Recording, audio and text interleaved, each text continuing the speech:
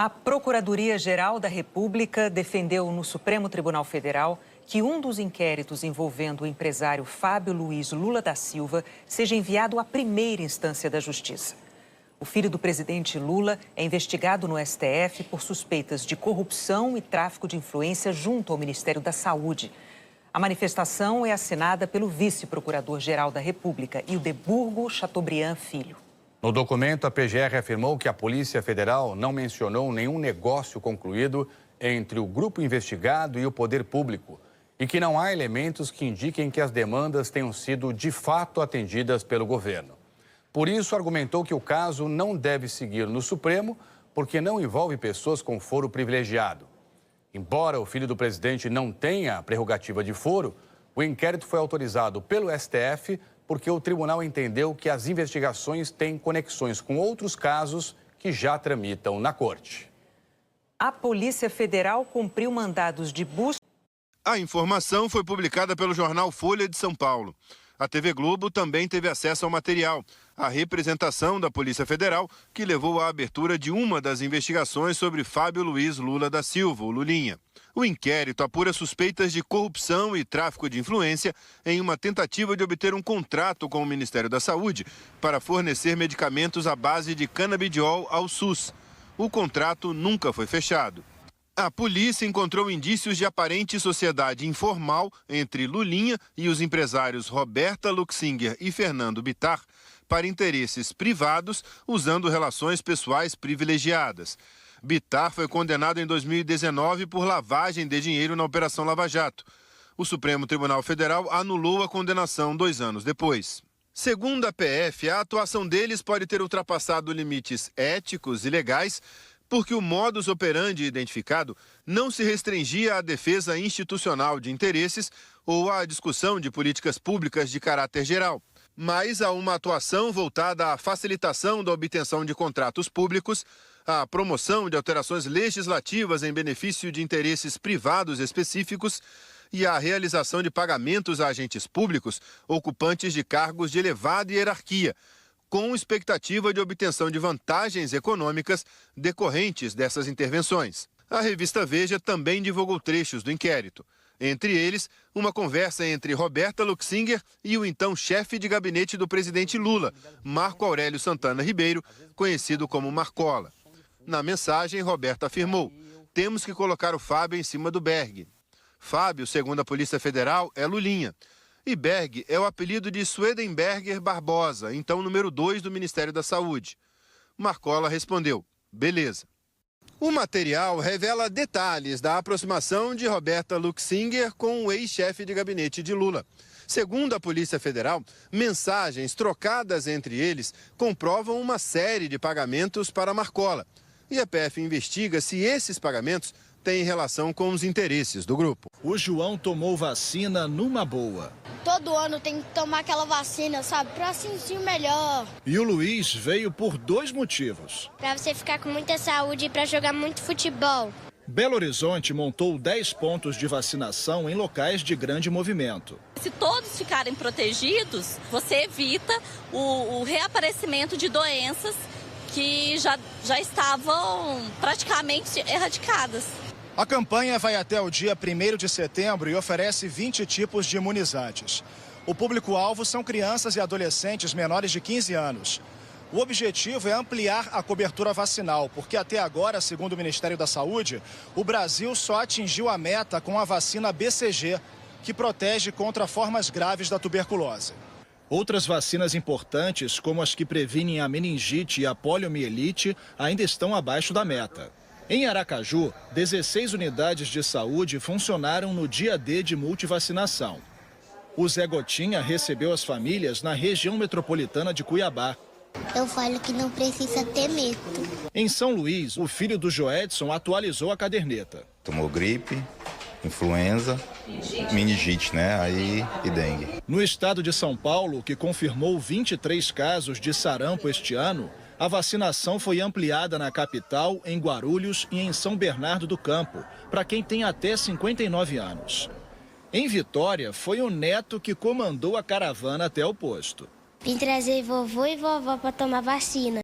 Vamos ver agora como foi o dia de campanha dos candidatos à presidência da República. Ronaldo Caiado, do PSD, esteve em 2 cidades de São Paulo. Pela manhã, Ronaldo Caiado foi ao Mercado Municipal, no centro de São Paulo. Ele visitou as barracas, conversou e tirou fotos com comerciantes e eleitores. O candidato do PSD disse que, se eleito, quer melhorar a capacidade de investimento do comércio e reduzir o endividamento das famílias. O endividamento da população. É isso que vem afetando cada vez mais a economia das pessoas e a dificuldade do empresário sobreviver diante de uma taxa de juros altíssima. Essa taxa de juros ela tem que chegar a patamares de 6%, com uma inflação em torno de 3% a 4%. Este é que a sociedade brasileira espera de nós. Da cidade de São Paulo, o candidato seguiu para o interior. Foi para Araçatuba se encontrar com representantes do agronegócio. Na cidade, Caiado visitou o Sindicato Rural, falou para empresários e apoiadores e disse que vai atender às demandas do setor e aumentar os investimentos. O candidato do Avante, Augusto Cury, fez campanha na cidade de São Paulo. Augusto Cury participou de um seminário da Associação Nacional de Magistrados Evangélicos, na região central. O evento reuniu estudantes de direito, advogados e representantes do Poder Judiciário. O tema foi justiça e pacificação social. O seminário foi o único compromisso público de Augusto Cury nesta sexta-feira. Ele foi convidado para compor uma das mesas de debate. O candidato do Avante propõe uma mudança no Supremo Tribunal Federal. Ele defende que os ministros não sejam mais escolhidos pelo presidente da República, e sim pela Associação dos Juízes Federais, a AJUF, e sugere um prazo máximo de permanência no STF. Nós precisamos fazer uma reforma no STF. Eu provocaria o Congresso Nacional para mudar a Constituição. Fim da vitaliciedade. 8 anos para os ministros do STF. E, além disso, 2 terços teriam que ser da magistratura, ou seja, a carreira de juiz. 2 ou 3 teria que ser do Ministério Público e um advogado. Romeu Zema, do Novo, também ficou em São Paulo. Romeu Zema chegou ao centro da cidade por volta das 9h30 da manhã e caminhou pela rua 25 de março. Esta região é um dos principais centros de comércio popular do país. São quase 4.000 lojas de diferentes setores. Zema tirou fotos com apoiadores e conversou com comerciantes e clientes. Ele disse que pretende simplificar a legislação trabalhista para reduzir a informalidade e, ao mesmo tempo, trabalhar para permitir a redução da taxa de juros, como forma de estimular o comércio e a indústria do país. Reduzir o peso da bota de chumbo que todo empreendedor brasileiro calça diariamente. Empresa, para crescer, precisa fazer investimento, precisa ir no banco, pegar dinheiro para comprar equipamento novo, para construir prédio novo. E aqui no Brasil, tudo é mais caro. O candidato do Novo passou a tarde em São Paulo, reunido com a equipe de campanha. O candidato do PL, Flávio Bolsonaro, fez campanha na Baixada Fluminense. Pela manhã, Flávio Bolsonaro esteve em Nova Iguaçu. Do carro de som, discursou ao lado do candidato a vice, Alfredo Gaspar, do PL. Flávio afirmou que, se eleito, criminosos do Comando Vermelho, PCC e milícias vão ser tratados como terroristas e que vai intensificar o combate a roubos de celular. Eu não vou mais admitir passar a mão na cabeça de ladrão de celular. Ladrão de celular vai ficar preso no mínimo 8 anos de cadeia e vai ter que trabalhar para pagar sua estadia, para dar valor, para saber como é difícil comprar um celular. O candidato do PL também disse que dará mais proteção a mulheres vítimas de violência e que vai manter o programa Bolsa Família. À tarde, Flávio Bolsonaro teve mais um compromisso na Baixada Fluminense. Ele participou de uma carreata aqui em Duque de Caxias. Durante 1 hora, o candidato percorreu as ruas do centro da cidade. O presidente Lula, candidato à reeleição pelo PT, esteve em Minas Gerais. Lula chegou a Governador Valadares pouco depois das 3 da tarde. Visitou as obras de duplicação de uma ponte na BR-116. O presidente falou da negociação da dívida dos estados com a União e lembrou que Minas Gerais terá 30 anos para pagar o que deve. O candidato também falou da nova lei que exige o pagamento de frete mínimo e de outras ações voltadas aos caminhoneiros. Nós estamos fazendo em todos os contratos que nós fazemos. Nós exigimos que faça um ponto de descanso para os motoristas. Um ponto de descanso com água e chuveiro para tomar banho, com lugar para ele comer, para ele descansar. De Governador Valadares, Lula veio aqui para Belo Horizonte, onde no início da noite participou de um ato de campanha na Praça da Estação, região central da cidade. O evento marcou o início da mobilização eleitoral em Minas Gerais. Renan Santos, do Missão, fez campanha em São Paulo e Maceió. Renan Santos começou o dia em Maceió. Ele esteve na comunidade do Mundaú, conversou com moradores e falou sobre o projeto que ele batizou de Marco Nacional de Desfavelização. O candidato do Missão pretende criar um conjunto de regras para que presidente, governadores e prefeitos trabalhem juntos para reurbanizar essas áreas. A proposta prevê demarcação de territórios, reforma e construção de moradias. No Marco Nacional de Desfavelização. É um marco nacional em que o governo federal vai estabelecer uma legislação que proíbe novas invasões, que estabelece quem serão as regiões que serão alvo dessa política, que estabelece quais são os modelos de reocupação, ou seja, se você vai ter dinheiro da iniciativa privada, se você vai ter apenas dinheiro público, se você vai construir um prédio, se você vai reformar as casas, o que você vai fazer com a região, com o ambiente. À tarde, Renan Santos viajou para São Paulo e à noite se encontrou com apoiadores. O candidato do Missão distribuiu panfletos em frente a uma universidade. Samara Martins, do Partido Unidade Popular, passou o dia em Belo Horizonte. Em frente à Universidade Federal de Minas Gerais, Samara Martins, do Partido Unidade Popular, conversou com eleitores e destacou propostas para a geração de empregos, saúde, segurança pública, redução da jornada de trabalho e valorização do salário mínimo. A candidata também defendeu a universalização do ensino superior. Que a gente invista em mais universidades, então não tenha que ter um processo seletivo para as pessoas acessarem a universidade. É universal, assim como tem no ensino fundamental, assim como tem no ensino médio. E a educação, inclusive, a partir da educação infantil, porque também deveria ser direito universal, o direito à creche e às escolas infantis. No início da tarde, a candidata participou de um ato com apoiadores aqui no centro de Belo Horizonte. A mobilização marcou o Dia Nacional da Habitação.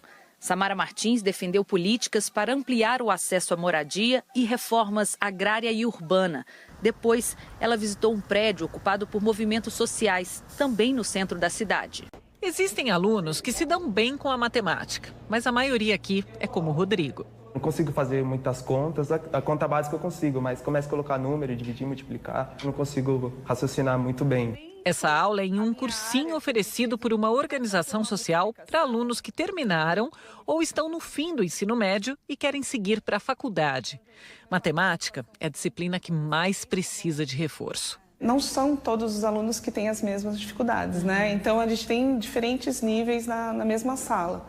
O que a gente procura é realmente oferecer algo individualizado. Um estudo do Todos pela Educação mostra que quase 60% dos jovens brasileiros ainda terminam o ensino médio na rede pública sem aprender o básico em matemática. Até 2036, o Brasil precisa zerar esse índice, segundo a meta do Plano Nacional de Educação. Na outra ponta, apenas 8,5% aprendem dentro do que é considerado adequado. A meta do Plano Nacional é levar esse número a 80%. Em 20 anos, o Brasil também teve avanços. O total de alunos com aprendizagem adequada no 5º ano do ensino fundamental mais que triplicou, passando de 50%. Um estudante que termina a educação básica com níveis de aprendizagem muito baixos, ele tem algumas dificuldades no cotidiano do seu dia a dia. É um estudante que, na hora de fazer uma compra, tem mais dificuldade de entender um desconto, um parcelamento, de entender os juros que são aplicados numa dívida que ele pode contrair. E o futuro desse jovem também é muito comprometido, seja se ele quiser seguir para o ensino superior ou para o mercado de trabalho. O estudo mostra que as dificuldades começam nos primeiros anos do ensino fundamental e vão aumentando até o ensino médio. Segundo os especialistas, isso acontece porque o aluno carrega as dificuldades de uma série para outra, até que não consegue mais aprender novos conteúdos. Lula, do PT, aparece com 39%, com a margem de erro de 37% a 41%. Flávio Bolsonaro, do PL, 33%, com a margem de 31% a 35%. Ronaldo Caiado, do PSD, 5%, com a margem de 3% a 7%. Renan Santos, do Missão, 4%, com a margem de 2% a 6%. Romeu Zema, do Novo, 3%, de 1% a 5% na margem. Augusto Cury, do Avante, 2%, na margem de 0% a 4%. Ronaldo Caiado, Renan Santos, Romeu Zema e Augusto Cury estão empatados dentro da margem de erro. Votos em branco, nulos ou em nenhum dos candidatos, 6%. Indecisos, 4%. Samara Martins, da Unidade Popular, Rui Costa Pimenta, do PCO, Edmilson Costa, do PCB e Wilson Grassi, do Democrata, marcaram 1%.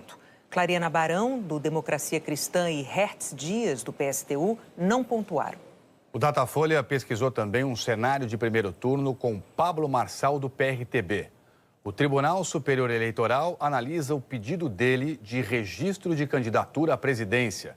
Marçal está inelegível até 2032 por uso indevido de meios de comunicação social durante a campanha municipal de 2024.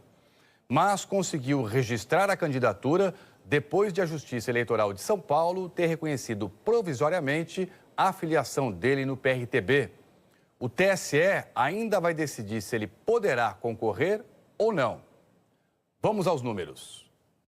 Lula, do PT, aparece com 39%, com a margem de erro de 37% a 41%. Flávio Bolsonaro, do PL, 32%, com a margem de 30% a 34%. Ronaldo Caiado, do PSD, 5%, com a margem de 3% a 7%. Renan Santos, do Missão, 4%, com a margem de 2% a 6%. Romeu Zema, do Novo, 3%, de 1% a 5% na margem. Pablo Marçal, do PRTB, 2%, de 0% a 4% na margem. Augusto Cury, do Avante, 2%, na margem de 0% a 4%. Ronaldo Caiado, Renan Santos, Romeu Zema, Pablo Marçal e Augusto Cury estão empatados dentro da margem de erro. Votos em branco, nulos ou em nenhum dos candidatos, 7%. Indecisos, 4%. Samara Martins, do Unidade Popular, Rui Costa Pimenta, do PCO, Wilson Grassi, do Democrata e Edmilson Costa, do PCB, marcaram 1%. Hertz Dias, do PSTU, e Clariana Barão, do Democracia Cristã, não pontuaram. O Datafolha pesquisou 4 cenários de segundo turno. No primeiro, a disputa é entre Lula e Flávio Bolsonaro. Lula, do PT, tem 47%, com a margem de 45% a 49%. Flávio Bolsonaro, do PL, aparece com 43%, na margem de 41% a 45%. Lula e Flávio Bolsonaro estão empatados no limite da margem de erro. Votos em branco, nulos ou em nenhum dos candidatos, 9%. Não sabem, 2%. O segundo cenário é entre Lula e Ronaldo Caiado. Lula, do PT, soma 47%, com a margem de 45% a 49%. Ronaldo Caiado, do PSD, tem 40%, de 38% a 42% na margem. Em branco, nulos ou nenhum dos candidatos, 11%. Indecisos, 3%.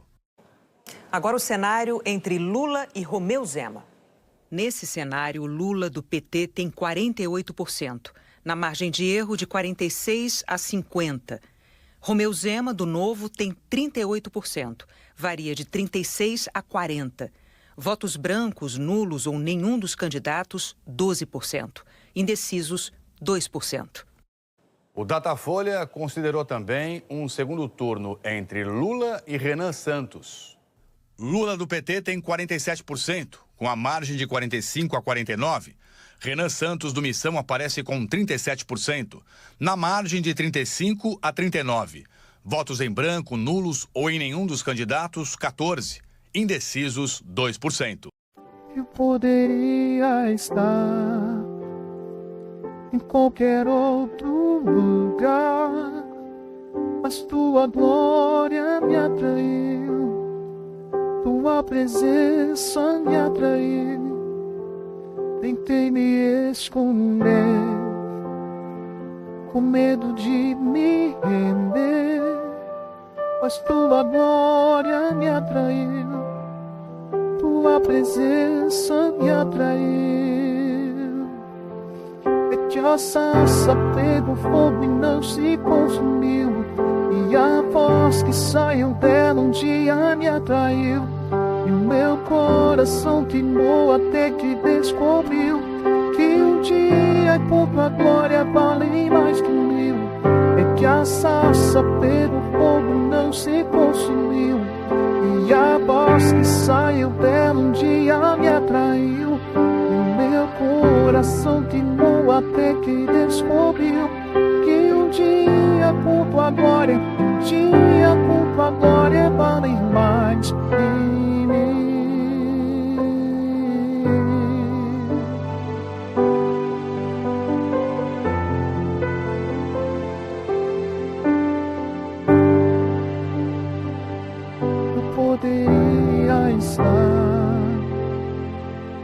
qualquer outro lugar, mas tua glória me atraiu, tua presença me atraiu.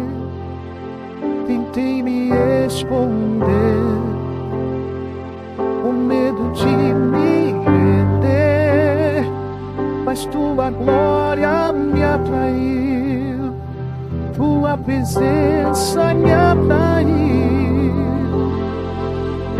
Que a sarça pegou fogo e não se consumiu, e a voz que saiu dela um dia me atraiu. Meu coração queimou até que descobriu que um dia por tua glória vale mais que 1000. E que a sarça pegou fogo e não se consumiu, e a voz que saiu dela um dia me atraiu. Coração queimou até que descobriu que um dia com tua glória, um dia com tua glória vale mais que 1000.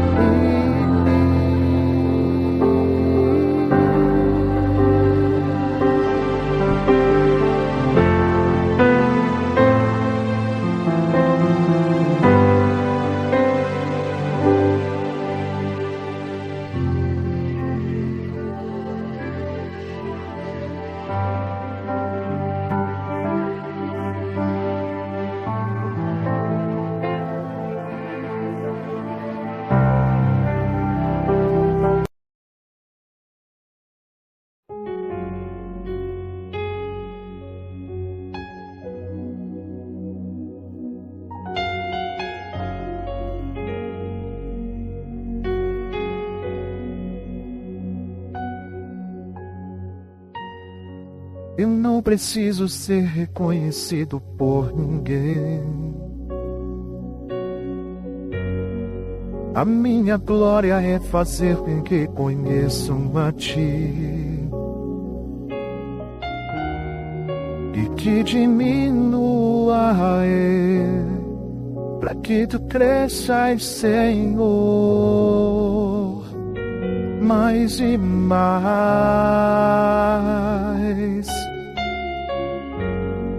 E como os serafins que cobrem o rosto ante a ti, escondo o rosto para que vejam tua face em mim, e que diminua para que tu cresças, Senhor, mais e mais. No Santo dos Santos, na fumaça me esconde, só teus olhos me veem. Debaixo de tuas asas é o meu abrigo, meu lugar secreto. Só tua graça me basta, tua presença é o meu prazer. No santo dos santos, na fumaça me esconde, só teus olhos me veem. Debaixo de tuas asas é o meu abrigo, meu lugar secreto. Só tua graça me basta e tua presença é o meu prazer.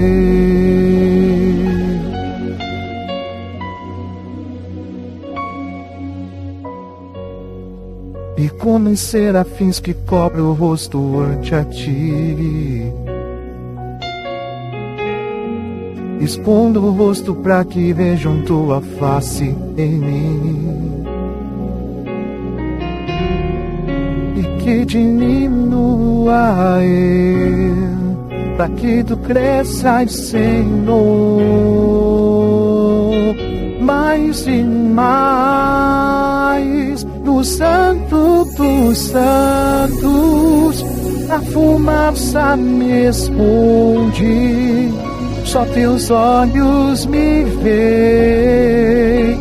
Debaixo de tuas asas é o meu abrigo, meu lugar secreto.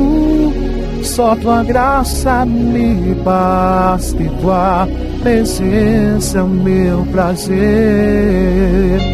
No santo dos santos, a fumaça me esconde, só teus olhos me veem. Debaixo de suas asas é o meu abrigo, meu lugar secreto. Só tua graça me basta e tua presença é o meu prazer.